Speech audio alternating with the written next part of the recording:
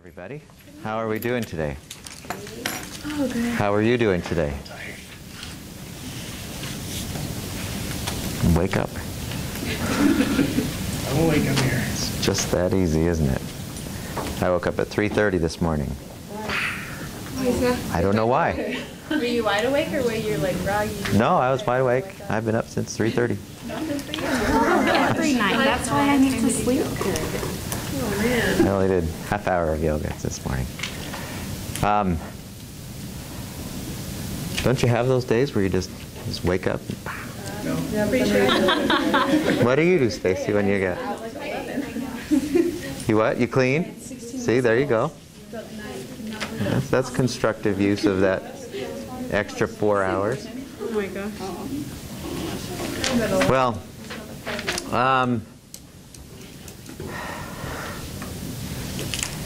today I want to, we've so far we've talked about the subconscious mind quite a bit, and we have played with the first way that we kind of rewrite the programming, pretty much our self-talk, our consistent self-talk. Did any of you have any experiences where you caught yourself thinking with one of those lower levels and then you went, oh, wait a second, I don't have to think that way, Yeah. did you? Like, I noticed I do it like all the time. Non-stop, really? Yeah. Yeah, like, oh, I Have you not noticed that before? I think I kind of noticed it, but I really noticed it since the last class. It was like I was catching myself constantly. Like I guess I'm a very negative self-talker. Must be if you're on medication. Oh my gosh. No, is that, how many of you is that, did you discover a similar something happening for you? Where you just go, I can't believe that tape keeps running. And yours is negative? I mean, you notice that it was more like it's this the fear lower I've part. had and this stress I've had all semester with this particular person. And I have felt like there's nothing I can do to change their behavior because it's so ingrained in them. But I still have to associate with this person till the end of the semester. It's not me, is it? No, Mike, I almost wrote in there. Don't worry, it's not you. I was like, I need my class. I need to go talk to Mike. But and I think this this week it just kind of climaxed to the point where I felt really overwhelmed, and then doing that activity, I realized, wait a minute, I am allowing their behavior to make me feel the way I am, and so I just wrote some of the things that I asked to do as far as the positive talk, and I feel a lot more confident to just go through the rest of the semester with associating with this person. Good. I mean, that's such a great thing to discover your thoughts and how they're running the show, and then decide you want to see a different show. Because it's like, I mean, you kind of can look at our mind as a stage, and unless we decide who we want on the players on the stage, then it'll keep playing the same reruns. That's a good metaphor. I had an emotional reaction to something that I didn't even think would bother me, and with my self-talk, I was able to talk myself out of it the next day. So it was emotional, and then because of your... And then once I realized how I was talking to myself and how I was making it happen, I was able to actually stop that emotional reaction and gain control of it. Is that good? I mean, was that a good thing for you? Good for you. Anyone else have any?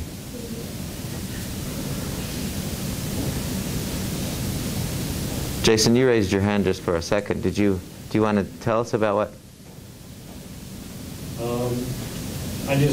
Once I started looking at how I was talking to myself, I just realized that most of the time I'm pretty good, but as soon as when I would get, I always seem to get a lot of homework, and then, once I do that, then everything goes good, and then all of a sudden I get more work, and as soon as I start to get stuff piled up, that's when I start to get negative. And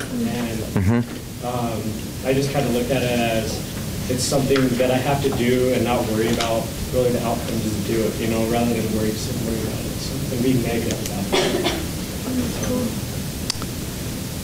Good job. How many in here, and this is a really kind of a personal question, but I'm just curious. How many of you, and if you don't want to answer, feel free, but how many would say that with those 4 levels that we had the other day, and we had the 2 ineffective ways, how many of you would say that at least half of your consistent, dominant thoughts, your consistent, dominant self-talk is down there in that stuff at least half of the time? Is that right? So, you know, the thought that comes to my mind is, you know, we read As a Man Thinketh, and okay, so, you know, be proactive about it. But the thought that comes to my mind is, it's not your fault. You don't have to feel bad about that. Because you're just running the tapes, you know, you're running the reruns. And it's nothing to feel, because I know a lot of people get really down on themselves. I just can't think about myself in positive ways. Well, that's because you're running the old scripts. So okay, that's okay. You're not a bad person. But the value of rewriting those, putting a new sitcom on your stage is enormously valuable, it seems to me. And so we kind of played with dominant thoughts and self-talk. Today I want to give you one that, another way that we've all heard of this before. This is not new, but I'm going to introduce an idea along with this that I'm pretty sure is new to most of us. I want to hand this out, and I apologize. When I finished copying these, I realized I had these in the wrong order. But let me just hand these out to you.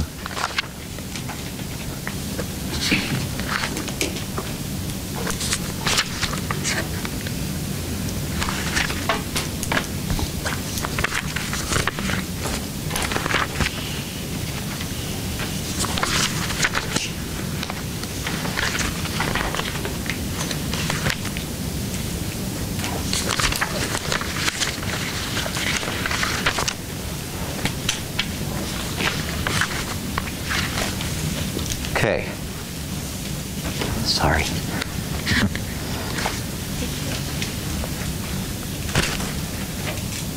All right. So every one of us, I'm certain, has heard of the word affirmation. You've heard of that term before. And if any of you remember, I think that guy who's now a senator was on Saturday Night Live. He made a mess of this. I don't know if any of you remember, where he stood in front of the mirror and he said, "I'm good enough, I'm smart enough, and darn it, I'm worth it," or something like that. And Michael Jordan was also in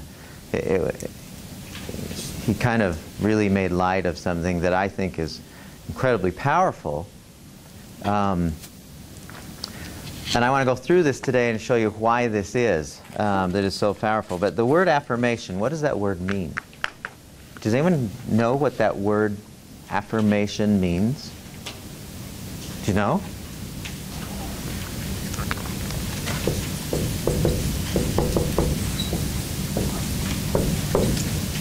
Reinforce or support.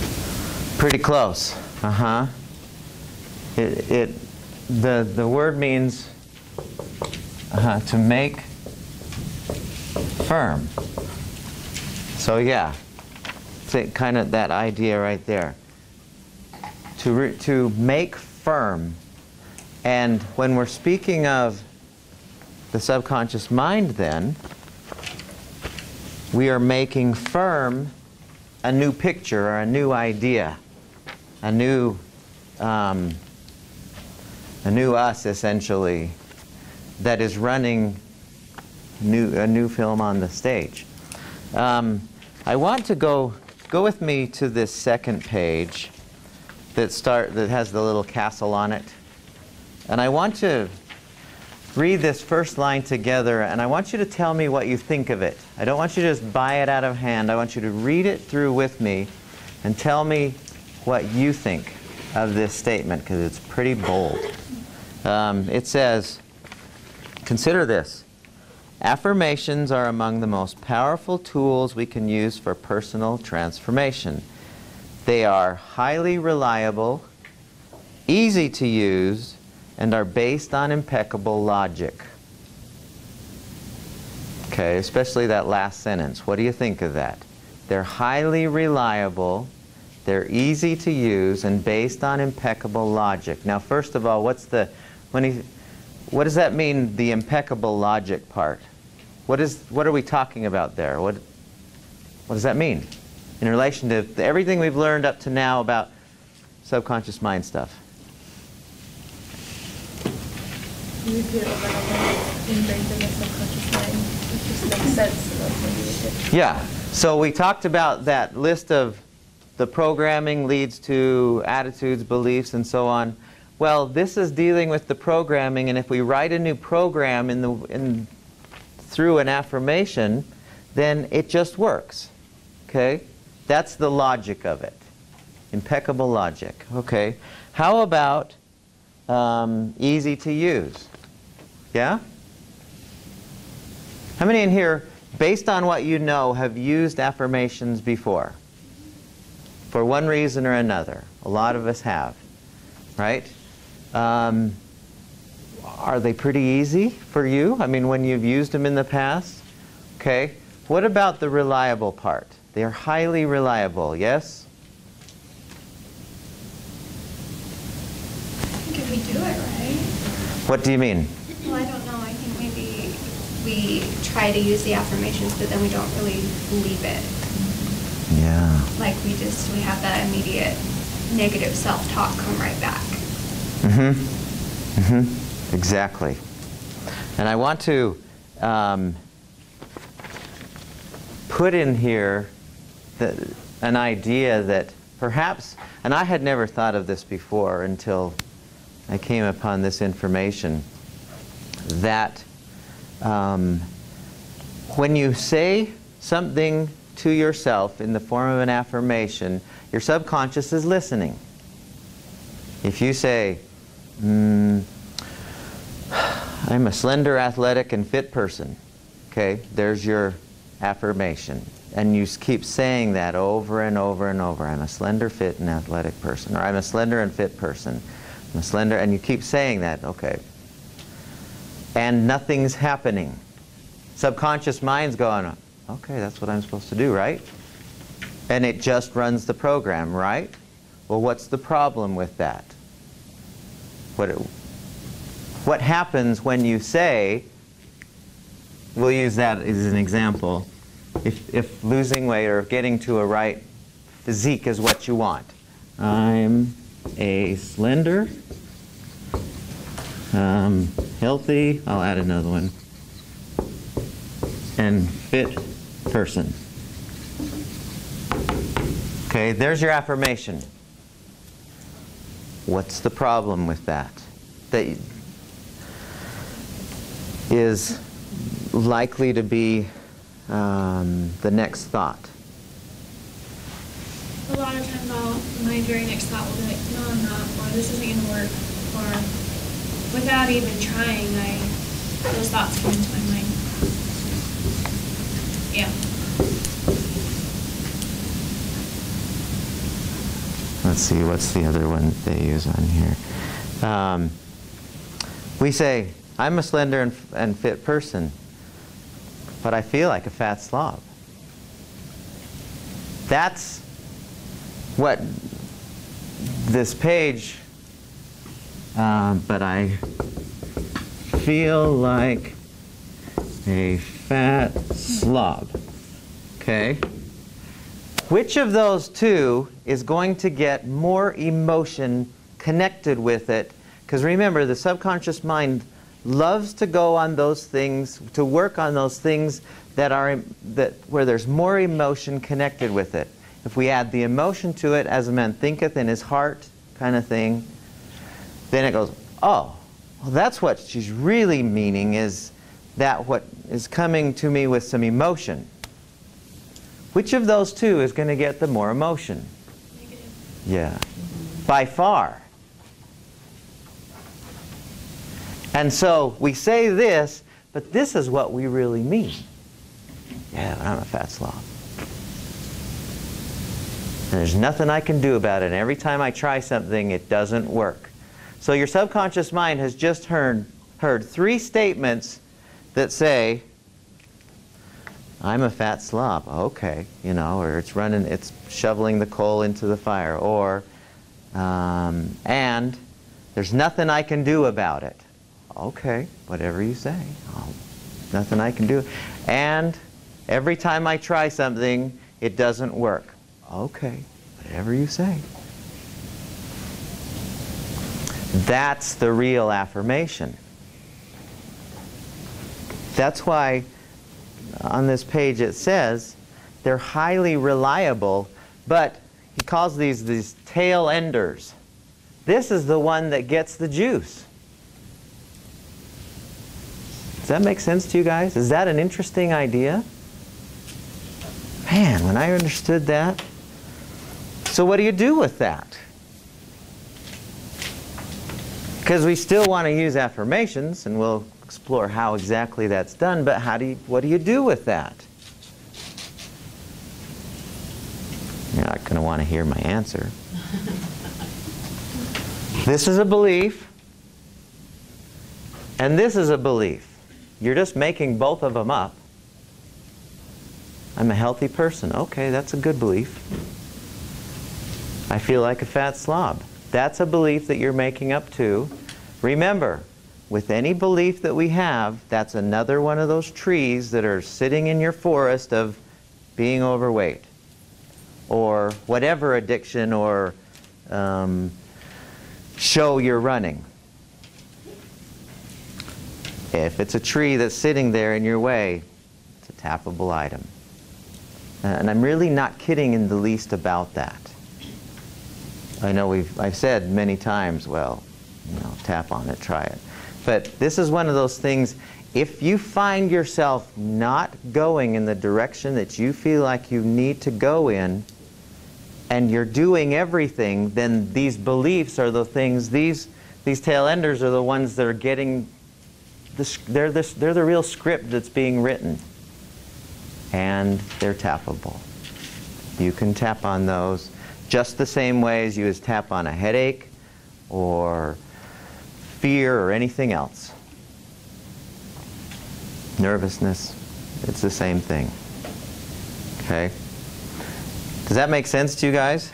So what you do when that comes up is, when you say, and we'll go through how to do this, but when you hear this in your head, when the next thought is, yeah, but I feel like a fat slob, then your thought, you stop that thought because you know you have control, and you say, even though I have this belief that I feel like I'm a fat slob,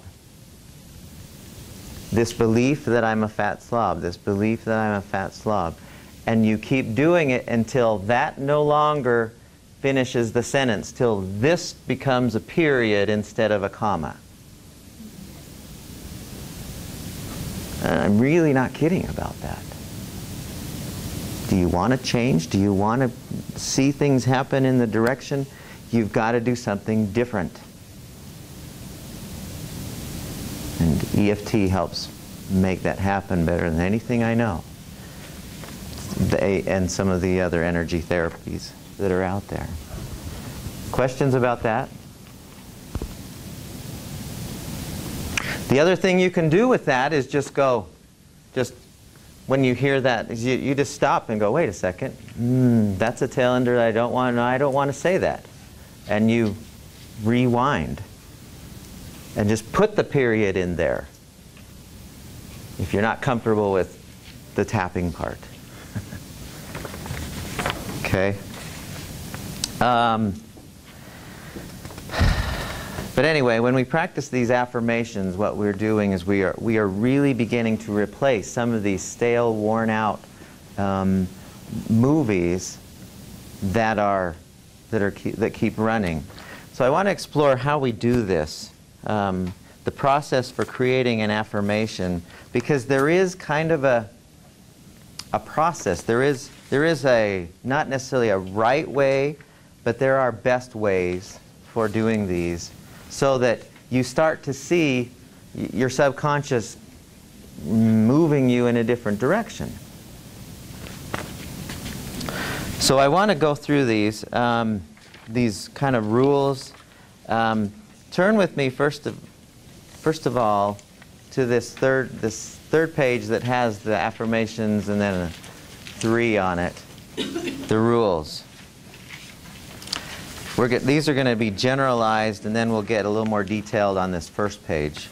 So the rules of this, first of all, it has to be something you want. Sometimes our wants are shoulds. You will recognize this if you lose enthusiasm for doing your affirmations. If so, look for a core want. So what that means is, just because somebody thinks you ought to do something, that shouldn't be reason enough for you to create an affirmation around it. It should be something that you absolutely, positively, you're passionate about it. Otherwise, you're not going to have any emotion in it. Yeah, I'd like to be 175 pounds. That'd be nice. Subconscious is going, that ain't going to happen. I don't sense that you want that a bit. So it has to be something that you would like. It has to be realistically possible. You must at least believe that it's realistically possible. So there has to be some sense of, yeah, I can do this. You know, at my age, I still would really love to be an NBA basketball player. But the possibility for that happening is pretty much zero. I would sure love to do that. Man, that'd be great, wouldn't it? Except for this year, it would be great. All the traveling to big cities, playing in front of thousands of people, and rubbing elbows, and getting black eyes from people who are famous. That would be great. Ain't no way that'll ever happen. So I wouldn't use that as an affirmation. Not a reasonable thing for me to want. Say your affirmations in first person. Then get into this. This is really important. State your wants and not your don't wants. And we'll explore these together in this. And then the last one, be an observer and don't judge the process. So I'm going to expand on each of those with this first page. Sam. So on the second to last one, state your wants and not your don't wants. An example would be procrastination. How would you rephrase that to be a positive? And it's easy to say, I'm not a procrastinator. Mm-hmm. But what would be the positive opposite? Okay, let's use that one. That's a terrific one. That I'm sure you're the only one in here with that problem, so this will be just for you. But let's use that one and how we would create a terrific affirmation along those lines. So first of all, going back to this first page, it says always phrase your affirmations in the present tense, not in the future. It's important to create it as if it already exists. Now, skipping to the next one, we're going to put these two together so we can help Sam out. Always phrase affirmations in the most positive way that you can. Affirm what you do want, not what you don't want. So if I were to say, I never procrastinate.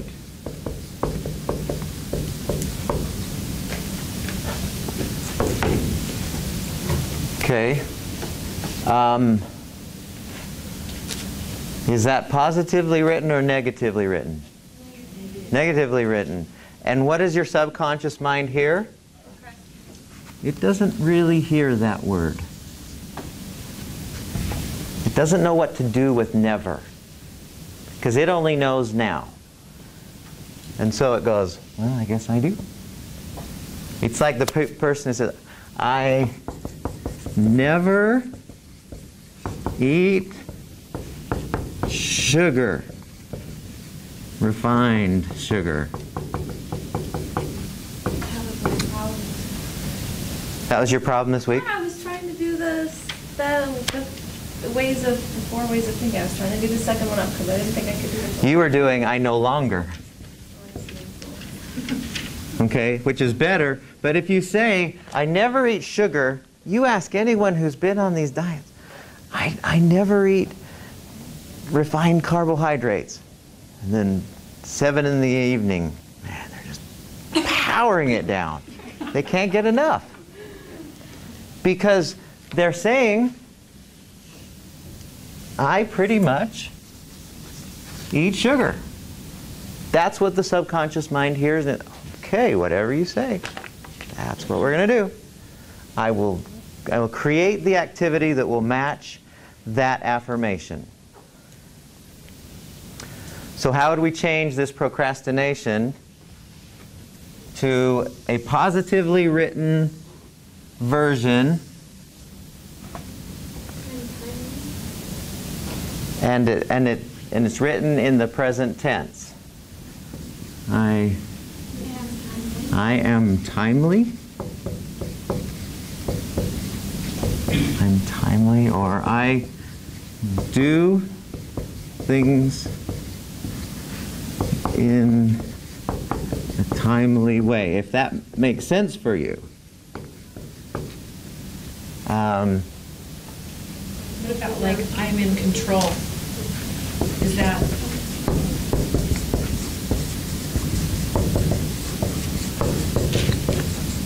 Okay, now that's a little more vague. I'm in control of my time, but it doesn't have to do with the act of getting things done, Stacy. I would say I am productive. That's what I would say. I'm productive. Okay.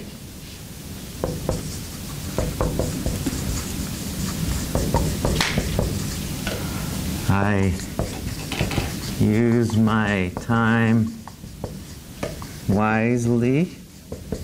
What did you think? I was just going to say I am proactive, get my work done in a timely manner. Bingo. So you're not only, listen to what's going on with that one. I'm proactive and get my work done in a timely manner.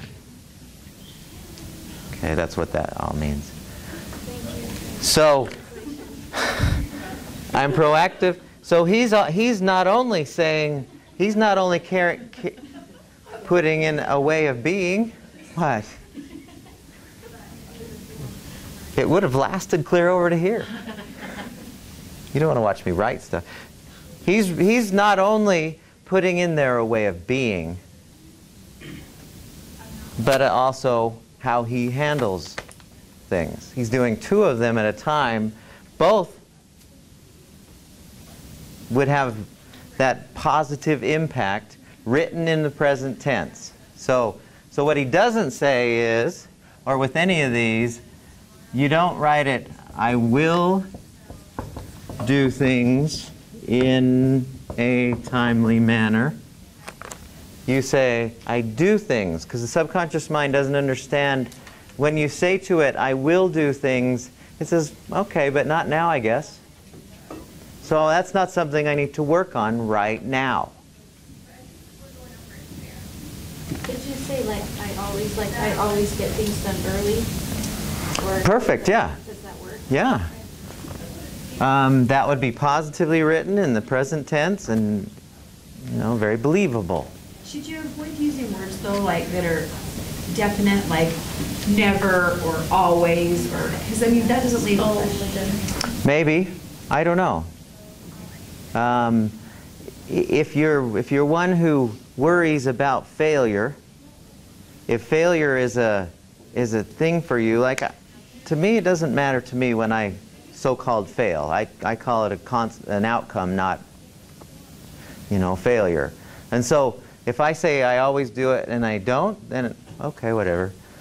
But if you're like, I always do it and then I don't do it and you don't like that, then you're going to have a little self-efficacy, self-esteem drop. So it depends, I think. But I would tend probably to try to avoid the I always and just say, what was the rest of your sentence? I get things done on Yeah, time. there you go. I get things done on time. Okay, that's even better. Does that fix your... Okay. So, going through these, it says, in general, the shorter and simpler the affirmation, the more effective. It should be a clear statement that conveys a strong feeling. The more feeling it conveys, the stronger impression it makes on your mind. So, like we said with these tail enders, that's the one that's got the feeling. So we want to make sure that we really can add some juice to it, some emotional juice to it, so that it will, like, start the engines running. But it needs to be short. So you wouldn't say, yeah, I get stuff done most of the time, but on Thursdays I give myself a day off.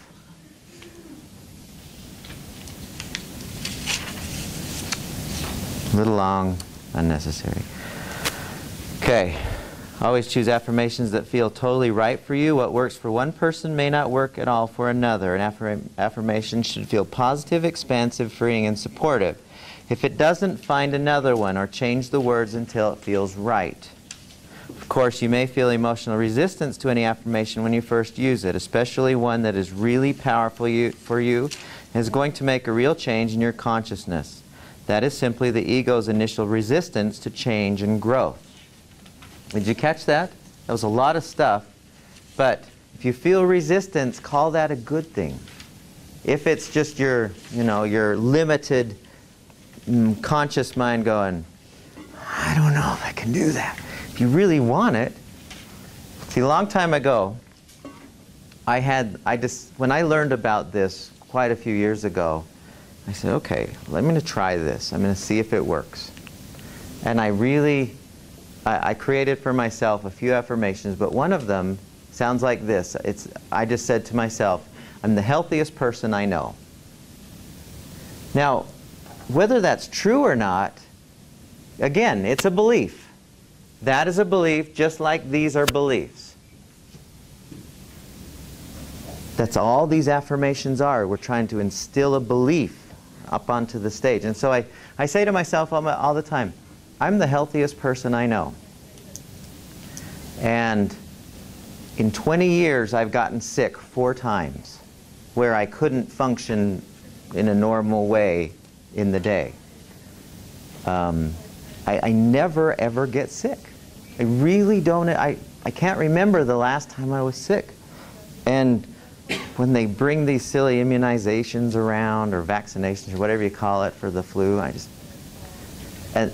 don't need those. And what I've found as I keep saying this to myself, and I'm really not trying to brag or anything. This is just my experiment with myself on this. That's all it is. I find myself, when I say I'm the healthiest person I know, I find myself, I still, like yesterday we made these cookies that are like this big with big old chocolate kisses in them, in the middle of them, and we probably had 15 of them. I mean, we made a whole batch, our family. And the thing is, I find that the things that I do don't have an effect on my well-being because my subconscious mind is pretty much at work here. But the other thing about it is I find myself doing things or being presented with things or going to things or, well, mostly doing things or buying things that tend to promote my health. I don't have to consciously think, okay, what am I going to do this week that's going to keep me healthy? It just happens. And I know that sounds like, you're really pushing things, Mike. I think you're really... But I wanted to see if this was a real idea before I present it to somebody else and it seems to work. And I just keep saying that over and over and over again to myself, especially when other people around are getting the flu or whatever sickness seems to be going around. So how difficult or how much time does it take to program this into your head? You know, because like Who I knows? said at the beginning, like I'm a very negative self-talker. You know, it's almost constant. And then I try doing the affirmations, and I do it for a while, and then suddenly this thought pops in my head, oh, you can't really do that. Mm-hmm. And, you know, so, I mean, how do you get in the mode of... Depends on how much you want it. If you really want a thing, it seems to me you wouldn't care about a time frame. You wouldn't go, well, if it's not here in 3 weeks, then I'm not going to do that anymore. I mean, I really, really want to be 100 and still be out playing racquetball. Whether that'll happen, I don't know.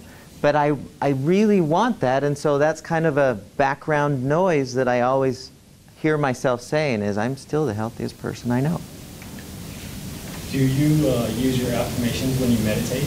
Because Occasionally. I've heard that your affirmations are like 5 times stronger when you're in a meditative state. Yeah, and what we're going to do on Wednesday and Friday probably, we'll explore that idea even more, in an even more interesting way, where we can use our meditation to create that expansion, but I'll show you how. And that might be, I haven't heard that before, but it makes sense to me, because when you're meditating, your conscious, irrational, judgmental mind is kind of moved over. So you are kind of in charge more when you're meditating. I think it was a month ago when I did my second discussion for the lab.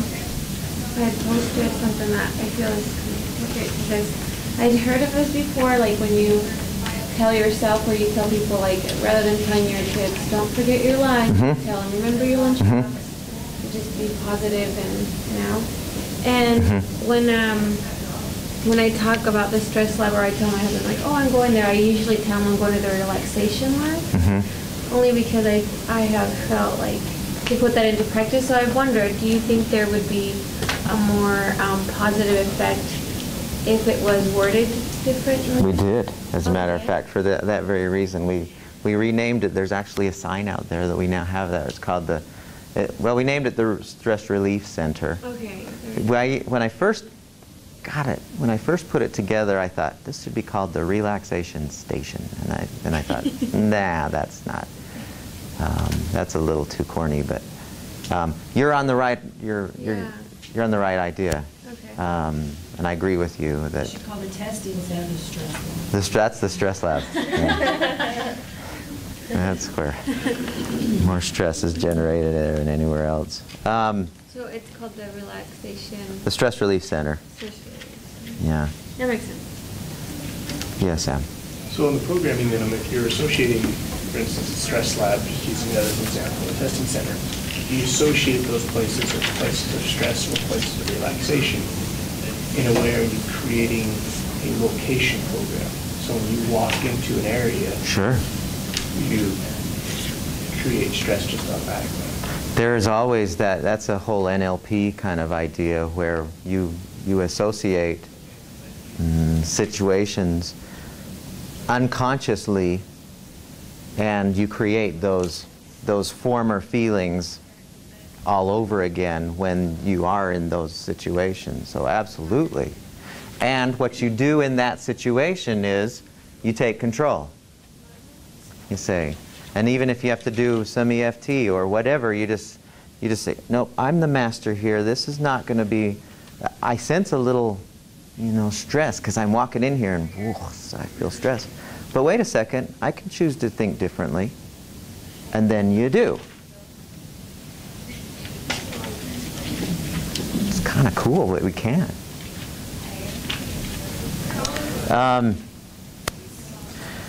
Always remember when doing affirmations that you're creating something new and fresh. You are not trying to redo or change what already exists. To do so would be to resist what is, which creates conflict and struggle. And remember that which you resist tends to persist. So we don't want to do anything where, that's where this positive, stating things in the positive. If you're a smoker, you don't say, I'm a non-smoker. That's resisting that which you are trying to change.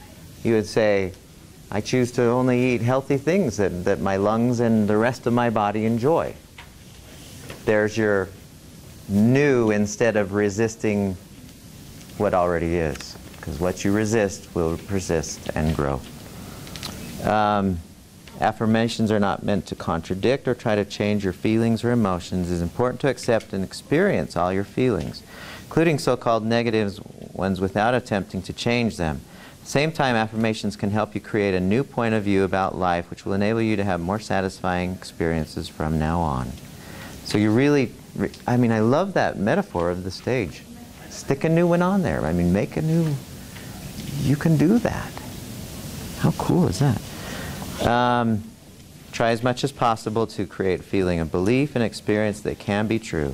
Temporarily, suspend your doubts and hesitations and put your full mental and emotional energy into them.